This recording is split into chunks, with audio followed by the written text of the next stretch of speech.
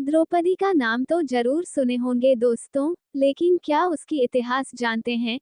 कैसे 5 पति के साथ दिन रात एक साथ रही? थोड़ा अजीब लगता है ना? लेकिन ये सच है। तो दोस्तों, आज उस सच्चाई की बात करने जा रहे हैं, जिसे आपको मालूम नहीं है। जय श्री कृष्णा, राधे राधे। नमस्कार दोस्तों, बातें ज्ञान की यूट्यूब चैनल में आपका स्वागत है।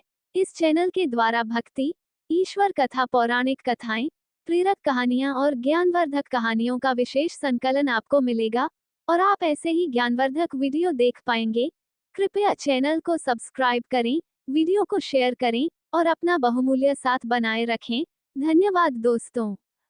महाभारत से इतरे एक अन्य कथा के अनुसार द्रौपदी के 5 पति थे, लेकिन वो अधिकतम 14 पतियों की पत्नी भी बन सकती थी। इसका कारण द्रौपदी के पूर्व जन्म में छिपा था।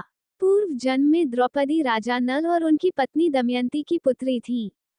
उस जन्म में द्रौपदी का नाम नलयनी था। नलयनी ने भगवान शिव से आशीर्वाद पाने के लिए कड़ी तपस्या की।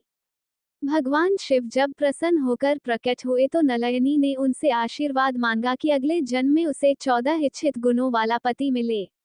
यद्यपि भगवान शिव नलयनी की तपस्या से प्रसन्न थे, परंतु उन्होंने उसे समझाया कि इन 14 गुणों का एक व्यक्ति में होना असंभव है।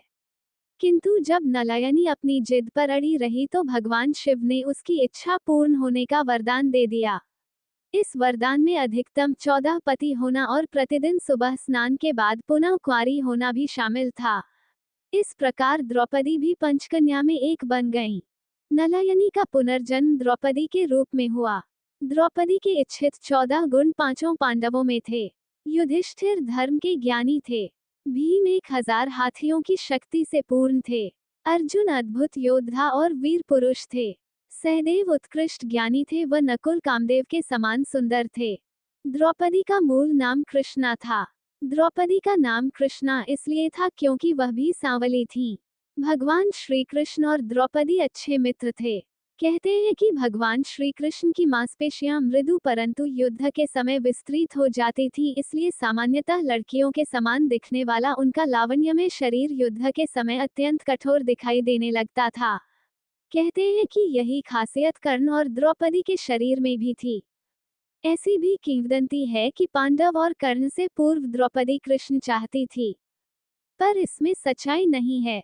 वो उससे शादी करना चाहती थी क्योंकि कृष्ण सभी सर्वश्रेष्ठ थे। द्रौपदी की एक दासी थी जिसका नाम नितंबिनी था। वो कृष्ण की सारी खबरें उनके पास ले आती थी और कृष्ण खुद जानते थे कि द्रौपदी उनको चाहती है। लेकिन एक दिन एक भेंट में श्री कृष्ण ने द्रौपदी के समझाया और उन्हें अर्जुन के बारे में बताया।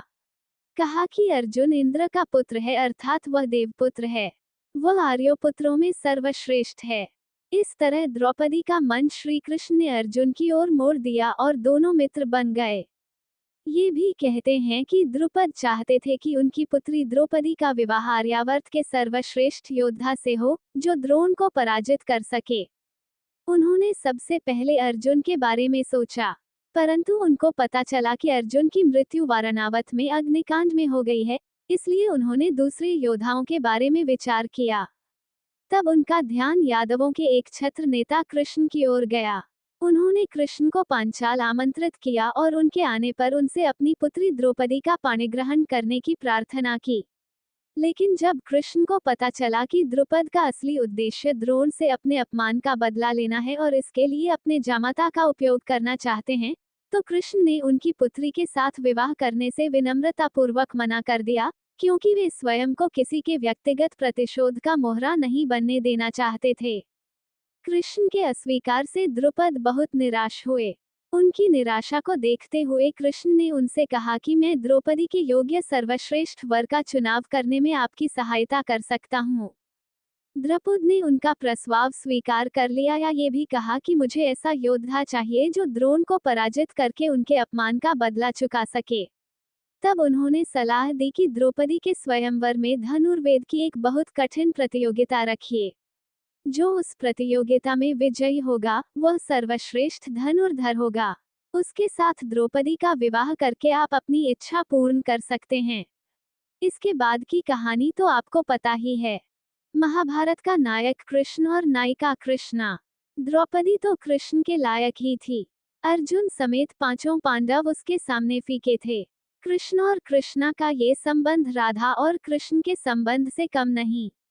राधा तो कृष्ण के साथ बचपन में ही रही थी, इसके बाद तो उसका कृष्ण से कोई संबंध नहीं रहा।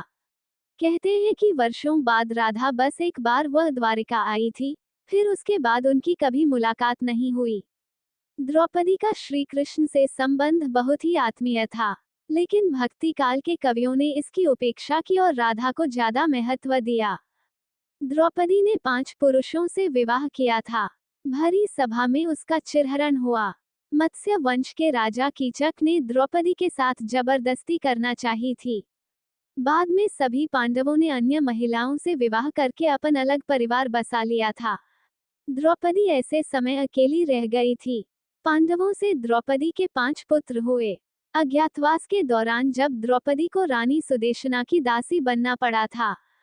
कहते हैं कि द्रौपदी का जन्म यज्ञ से हुआ था, इसीलिए उसे याज्ञनी कहा जाता था। द्रौपदी को पंचकन्याओं में शामिल किया गया है। पुराणानुसार 5 स्त्रियां विवाहिता होने पर भी कन्याओं के समान ही पवित्र मानी गई हैं। अहिल्या, द्रौपदी, कुंती, तारा और मंदोदरी। द्रौपदी ने 5 लोगों को अपना पति बनाया था, जो कि एक बहुत ही बड़ा कदम था। 5 पुरुषों से विवाह करने के बाद भी द्रौपदी ने अपनी पवित्रता और चरित्र को समाज के समक्ष सही सिद्ध किया। कहते हैं कि द्रौपदी के कारण ही महाभारत का युद्ध हुआ था। द्रौपदी का संपूर्ण जीवन उथल पुथल भरा रहा है। 5 पुरुषों से विवाह करने के बाद भी द्रौपदी खुद को अकेली ही महसूस करती थी, क्योंकि सभी पांडवों ने अपनी अलग अलग पत्नियां कर ली थीं, जो उन्हीं में रमे रहते थे। सबसे बड़ी त्रासदी द्रौपदी के साथ तब हुई, जब युद्ध के अंत में उसके सभी पुत्रों को सोते समय अश्वत्थामा ने मार दिया था।